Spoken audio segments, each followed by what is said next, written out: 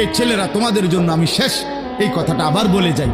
এই শব্দটার তাফসীর আমি আজকেও পড়ছি, তাফসীরে কুরতুবিতে, তাফসীরে ইবনে কাসিরের মধ্যে আছে।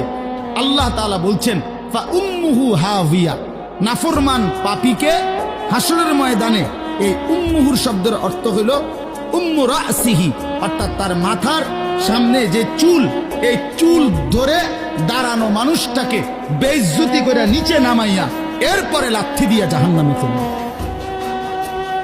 এইটা অর্থ। এই অতএব এই লম্বা চুল, এই বিকৃত চুল ছাড়ো, ছাড়ো, নাই তো জাহান্নামের ফেরেশতা টান দিয়া ধইরা তোরে দাঁড়ানোর থেকে নিচে ফেলাইয়া একটা লাথি দিয়া জাহান্নামে ফেলে। তখন বুঝবা, তখন বুঝবা। এই জন্য আমি অনুরোধ করলাম, রাগ হইও না। আমি শক্তই বললাম, মনে করো তোমরা এই স্বাভাবিক চুল রাখো, স্বাভাবিক।